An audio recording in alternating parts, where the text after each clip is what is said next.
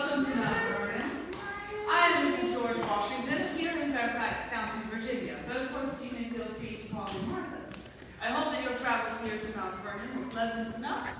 I'm afraid that my husband, Mr. Washington, will not be able to join us today. I was under the impression that my husband was in Philadelphia, serving as a representative to the Second Continental Congress. However, a few days ago, in this month of June, in this year of 1775, I received some correspondence from my husband that contained some of the most alarming news. Apparently, our Congress has voted not only to adopt a regular Continental Army, but also that my own husband is to be commander-in-chief of it. I can't say that the news was a complete revelation, but I was hoping to have a little bit of time with the general before he left for Cambridge, Massachusetts to take control of the army. But alas, those were not the cards that fate dealt. To be honest, I'm used to dealing with difficult situations in my life, and I found that the best way to do that was to gird myself with my sense of responsibility. So it's what I'll continue doing. I'm afraid that news of war with England is going to force all of us to change the way that we live our lives. But it's been my experience that one's happiness or misery is far more dependent upon one's outlook than upon one's circumstances. So, my friends, if we work together, we support one another, and put our trust in God, then I think we'll see a positive outcome to these trials. According to my husband, he thinks that this whole thing is going to be over by Christmas. I don't know about that. I'll trust his word. He, of course, has more experience in war than I do. Before we were married, he served as a colonel in the British militia during the French and Indian War, and he survived despite some great adversity. And his mortality is even more evident now because along with his letter, he sent me a copy of his will. My first reaction, if I'm completely honest, was to fume, to curse his imprudence. But after I regained my composure and I reflected upon it, I realized that he did this out of respect for me. You might not know this, but before I was Mrs. Washington, I was actually married and widowed once before. My first husband, Daniel Custis, died rather unexpectedly without a will, and it greatly complicated my life. My life prior to living here was very different than it is now. I grew up very south of Fairfax County in New Kent County, relatively close to the capital city of Williamsburg. My father, John Dandridge, owned a farm called Chestnut Grove. It was about 600 acres and had a nice brick house. 600 acres is very modest, honestly, in terms of Virginia farms. But what we didn't necessarily have in terms of luxury, we made up for in a very happy household. My mother and father loved each other very much. I had 7 younger brothers and sisters who I cared for deeply. My childhood days were spent doing household and farming chores, caring for my siblings, horseback riding, taking dancing lessons, and even going to school a little bit. Honestly, my childhood and my upbringing was so idyllic that it never even occurred to me that my family was not, in fact, rich. But we were well off enough that we were considered gentry. You see, here in Virginia, we have a House of Burgesses. It's our legislative body. And they meet, of course, in the capital city of Williamsburg. And when they meet, lots of people descend upon the city. There are markets and people who sell their wares. There are extra people there that have parties and social gatherings. And since we were part of the gentry class, we were invited to attend. When I was 15, I had the opportunity to attend a ball at the Royal Governor's Palace there in Williamsburg. I danced that night with a man named Daniel Custis. I'd known Mr. Custis my entire life. He lived about 4 miles from Chestnut Grove at one of his father's estates, White House Plantation. But that night, something new passed between Daniel and me, and I began to see him in a different light. We courted throughout my teenage years, and then were married about 2 weeks shy of my 19th birthday. Now, of course, I moved from Chestnut Grove to White House, but 4 miles is nothing in Virginia, and so I was still surrounded by the family and friends that I had always known. And for the most part, Daniel and I had a very felicitous marriage, and we had 4 children together. My firstborn was a son named Daniel. I I had a daughter named Frances, a second son named John, we called him Jackie, and a baby girl, Martha, who we called Patsy. Now, I told you that I'm used to dealing with difficult situations, but prior to my marriage to Daniel, that just really wasn't the case. I had never known true grief until my son Daniel died when he was just 2 years old of a terrible fever. Of course, that was devastating, but my bad luck didn't end there. In a very short amount of time, I lost a lot of people who were very important to me.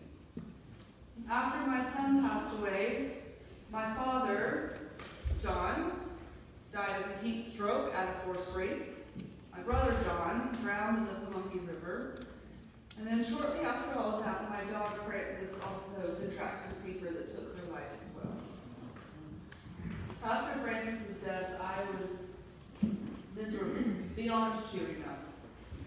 But Daniel tried. He invited a portrait artist to our home, a man named John Wollaston. Mr. Wollaston painted 3 portraits of our family, one of Daniel, one of me, and then one of the 2 youngest children, Jackie and Patsy, together.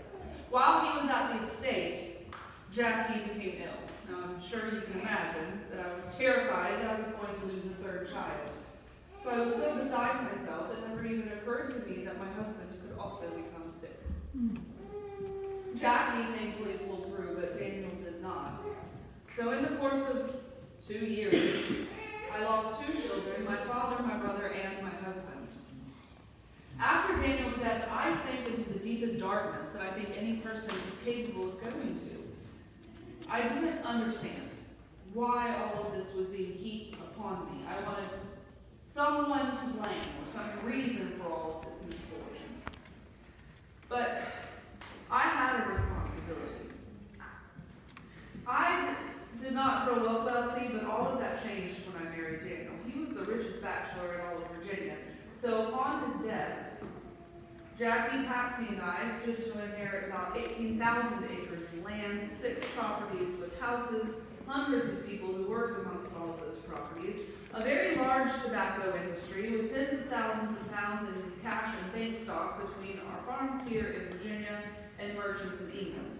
And since Daniel didn't have a will, I was responsible for all of it. Now, according to Virginia law, I would receive what is considered a widow's third, and then the other 2/3 of my husband's estate would be split between any children that he has. He had 2, so it would go to Jackie and Patsy, but they were entirely too young to be making any kind of financial decisions, so until they came of age, I had to manage all of it. It was a big task, but I realized that the best way to manage my misery would be to distract myself. So I picked up Daniel's business ledger and I filled in where he had left off. I didn't really want to continue in this manner for very long though, because it was more than I could handle. So I knew that I would have to remarry, but so did everyone else in Virginia. And I got a very swift taste of being the talk of the town, because everyone wondered who I would marry and who would gain the massive fortune that the wealthy widow Custis now possessed. I got a lot of unsolicited advice as to what I should do, and several marriage proposals. But I realized, being in the position that I was, I didn't have to make any hasty decisions. I was not bereft. I could wait until the right person at the right time came along. So I would bide my time. I didn't have to wait very long. The next spring, I was having lunch and tea at a man named Richard Chamberlain's house. Mr. Chamberlain and his sisters and I all grew up together, and he invited the children and me to tea. And while we were there, a servant announced that an unexpected visitor had arrived, and announced said visitor as being Colonel George Washington. Now I tell you, friends, when Colonel Washington walked into that parlor, I was struck by him. His countenance, his stature, just commanded the entire room in an instant. I had never really met Colonel Washington before. Daniel was a member of the House of Burgesses, so we frequently went to Williamsburg, and Colonel Washington was an officer in the British militia, so he was often there on military affairs, so our paths had crossed, but I had never really had any conversations with him until that day. And you know what, friends? It was astounding. Have you ever met someone, and you just immediately form a friendship with that person? It's easy to talk to them. You feel like you've known them for years. That's how it was Colonel Washington and me. And I was astounded that we fell into such a companionable conversation. We talked about our lives and experiences, and I realized we had a lot in common. I was also astounded to realize that an afternoon tea turned into a very late evening. So we were all forced to stay overnight at the Chamberlain's house, and the whole rest of the next day, I conversed with Colonel Washington, and I refused to let him leave until he agreed to come visit children and me at White House.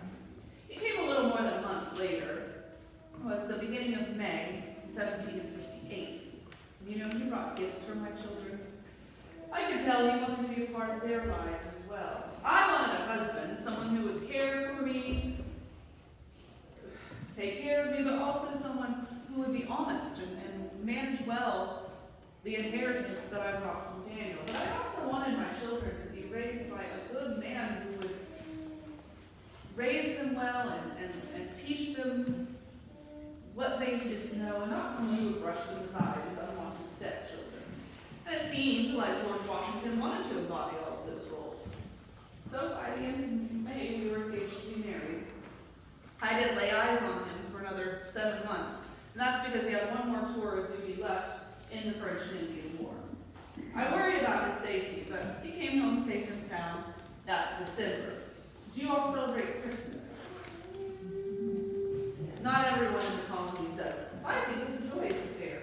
We celebrate 12 days of Christmas, starting on December 25th when we light the Yule log. And then over the next 12 days, we have big feasts with delicious food, we visit with our family and friends, the men go on fox hunts, and then traditionally we have some kind of party at the end to close out the holiday season. And I guess we figured we'd be having a party anyway, so we might as well make it our wedding day.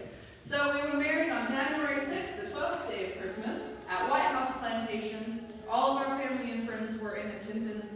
It was very joyous, and I finally felt like my life was coming back together. At this point, my new husband had resigned from the Army and had set his sights on a life in politics. He had been elected to the House of Burgesses, and we were living for the first few months of our marriage at White House. And I wanted to stay there. I argued that it was bigger. Really, it was that I was afraid to leave my family and my friends. Everyone I knew was in Southern Virginia. I didn't know anyone up here. Might as well have been a different country for all I was concerned. I had never traveled more than 20 miles from my childhood home. But George Washington loves Mount Vernon far more than I care about any place. So I agreed to move. And you know what, friends? It was April in 1759 when we moved here. It was spring and everything was in bloom. It was the most glorious place I had ever seen. And I knew we had made the right decision. You know, that was 16 years ago. To be honest, friends, family and friends, or family and marriage were the only problems that we encountered, and I would say that Mr. Washington and I have the perfect arrangement. But over the last decade and a half, so many changes and disturbances have occurred that the world has changed right before our very eyes, and we didn't even see it coming. We were always raised to be good, loyal, law-abiding British subjects. We dined at the royal governor's tables, we toasted the king's health at every social gathering. But there have always been troubles with living under British rule. Some are minor annoyances. For example, we live here in Mount Vernon on the Potomac River, but more often than not, British merchants insist on shipping our goods to White House Plantation. And this forces my husband to personally finance the transport of these goods from White House back up here. This constant waste of money has my husband always scheming for ways to make money outside of British interference.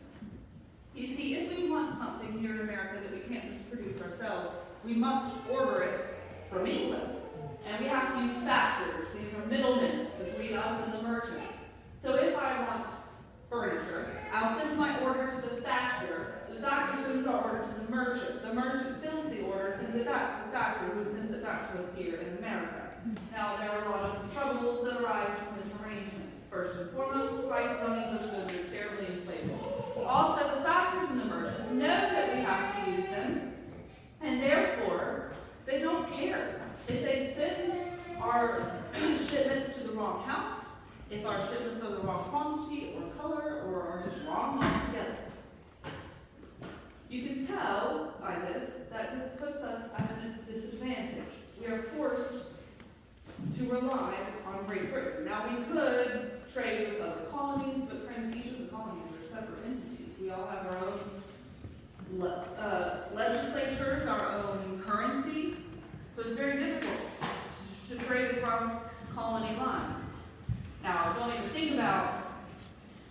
goods from a different country. If you want English, or if you want Italian or French or Spanish goods, then you'll probably just have to resort to smuggling. So we have this system in which we're forced to use Great Britain, and yet they treat us as at a disadvantage. Now, like I said, all of that could be viewed as trivial, but the real problem started with the implementation of taxes. After the French and Indian War, Parliament began to tax here in the colonies. Of course, the first was the Sugar Act, which taxed sugar, molasses, indigo, and wine. And then there was the Stamp Act, that taxed printed documents of any type. And then in 1767, there were the Townshend Acts that taxed lead, glass, paper, and paint. By this time, my husband, who, like I said, was a member of the House of Burgesses, was actively voting for embargoes on British goods, including, to my dismay, tea. I'm sure all of you have heard of the Boston Tea Party. That egregious act was committed in direct protest of the Tea Act. The Tea Act not only solidified a tax on tea, but it also gave exclusive shipping rights of tea to the East India Trading Company, meaning no one else could sell tea in America. Moreover, the Tea Act stated that we in America had to buy the tea. Now, my friends, if a sovereign is going to force its subjects to buy a product, where will its tyranny end? And that is why members of some group known as the Sons of Liberty boarded British cargo ships and threw boxes of tea into the harbor. The king was not amused. He instituted the Coercive Acts, or the Intolerable Acts, which sent thousands of British soldiers to Boston to cut off the city, starve the identity of the perpetrators out of the subjects there, and institute martial law. Here in Virginia, our Burgesses didn't like that at all, so they voted to adopt a day of fasting and prayer, just in solidarity with our New England brethren. Unfortunately, the royal governor of Virginia, Lord Dunmore, viewed this as seditious, and so he disbanded the Burgesses and forced the Commonwealth to hold new elections. Our Burgesses defied his order, though, and they continued to meet in private at the Raleigh Tavern, my husband included, because it was very apparent that changes needed to be made and quickly. But it was also very apparent that this was not a Virginia problem, nor was it a New England problem, but it's an America problem. And all the colonies really needed to come together and make some decisions as one. So the Continental Congress was called in Philadelphia, and my husband was one of 7 Virginians elected to represent the Commonwealth. He traveled with 2 other men, Patrick Henry and Edmund Pendleton. Have you heard of either of those men? Patrick Henry is a liberal blowhard, and he makes no disguise of his distaste for the crown. But Mr. Pendleton's a bit more conservative in his approach.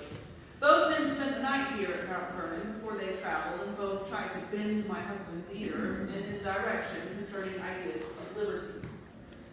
I saw all 3 gentlemen off the next morning, and Mr. Pendleton apparently described me as being a plucky little woman, and said that I was like a Spartan mother sending her sons off to war. But I wanted to encourage the gentlemen to stick to their ideals and not bend and break to the whims of the other representatives present. Now, my husband is not the kind of man who likes to make bombastic speeches. We leave that to the likes of Mr. Henry. But he favors what he calls campaigning in the taverns. He made a point to talk with or dine with every other representative present. And this is because, my friends, he's a Virginian, but he wanted the perspective of people from throughout America, what their lives and their experiences were. And he wanted to know this before he made his position clear. But once he did, he was immovable. After the convention, Mr. Henry was asked who the main contributors were, and he said, if you speak of eloquence, Mr. Rutledge of South Carolina is the greatest orator. But if you speak of sound knowledge and good information, Colonel Washington is the greatest man on that floor. And that, my friends, is my husband's greatest ability. Not to be described as radical or revolutionary, but as sensible and immovable.